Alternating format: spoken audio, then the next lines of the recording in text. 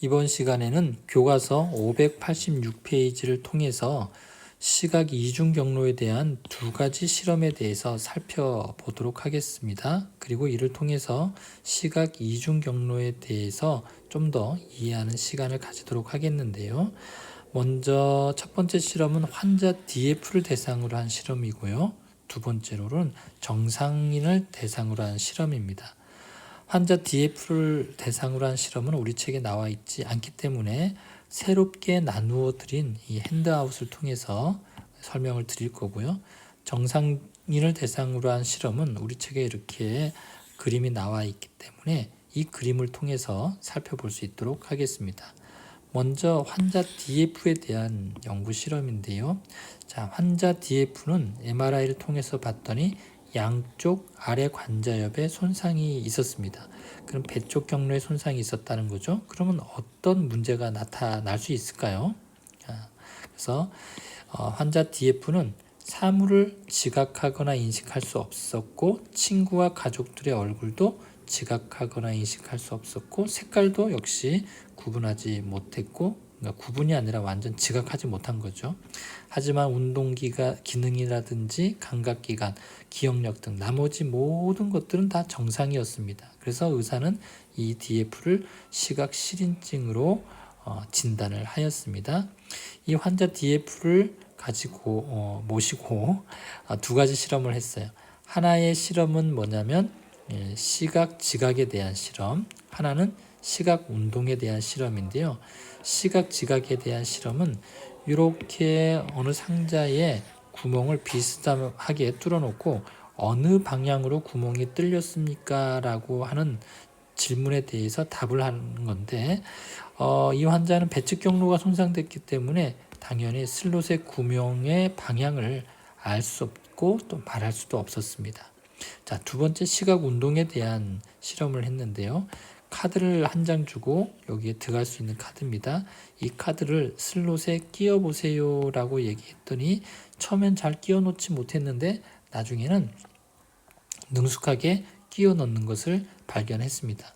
그리고 이것을 끼워 넣었을 때 fMRI를 통해서 뇌의 활성화를 보니까 이 두 정엽에 활성화가 있더라라고 하는 겁니다. 자, 그래서 이 실험을 통해서 이 환자는 시각적인 것을 지각하진 못했지만 시각적으로 유도된 이 시각 운동은 정상적으로 처리할 수가 있었고 이것을 처리할 때 등 쪽 부분에 활성화가 나타난 것을 봤을 때 시각 처리는 이중으로 되는구나. 첫 번째는 시각과 지각 부분이고 두 번째는 시각과 운동 부분이다. 그리고 시각과 지각 부분은 배측 경로가 되고 시각과 운동 부분은 등쪽 경로가 되는구나 라고 하는 가설을 여기 있는 굿들과 밀러라고 하는 연구자가 제안을 하게 된 겁니다. 자, 두 번째로는 정상인을 대상으로 실험을 하게 되었는데요. 정상인을 한 실험은 바로 요것처럼 에빙하우스의 착시를 이용했습니다. 에빙하우스의 착시라고 하는 것은 바로 요건데요.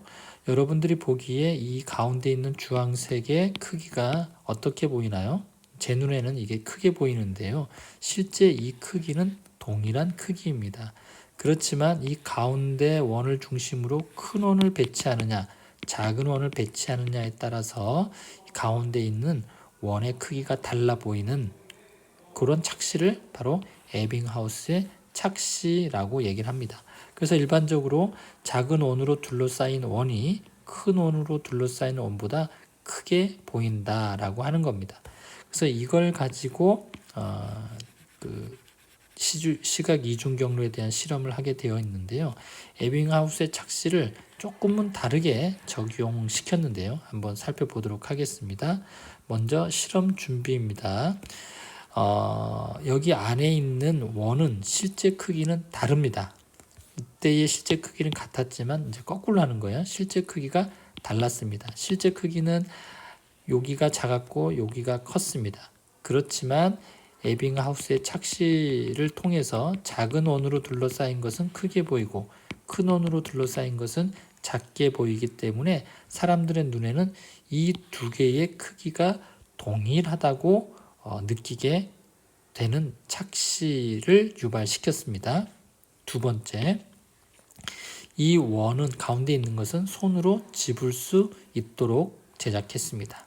세 번째, 엄지와 검지에 센서를 부착해서 이 엄지와 검지 사이의 거리를 최대 쥐기 틈새 GMA라고 규정을 했고요. 이 GMA의 크기를 이제 평가하게 되는 그런 실험입니다. 자, 실험의 진행입니다. 처음 팔뽑기 시작 단계입니다. 그 전에 이 정상인에게 이 원의 크기는 같습니까? 다릅니까? 물어봤겠죠. 그랬더니 같습니다. 라고 해서 착시 현상이 일어나는 것을 확인을 했습니다.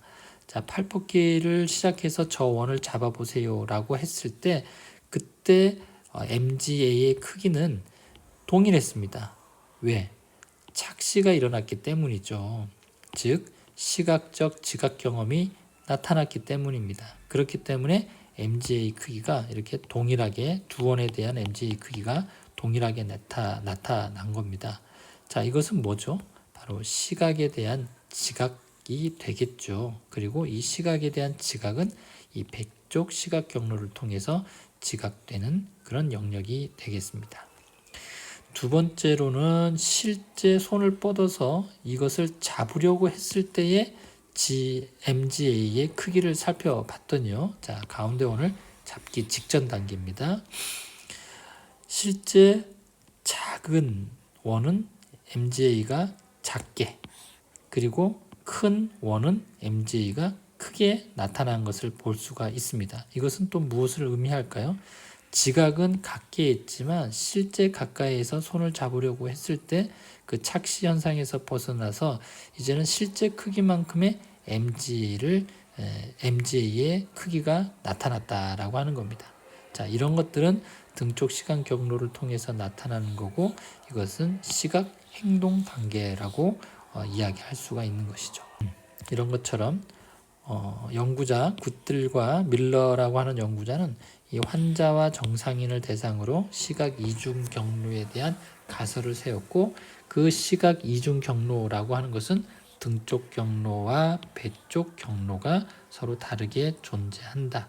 등쪽 경로는 지각, 시지각에 대한 거고, 배쪽 경로는 등쪽 경로는 시공간에 대한 것, 즉 시각 운동에 대한 것이다. 이렇게 규정을 하고 있습니다.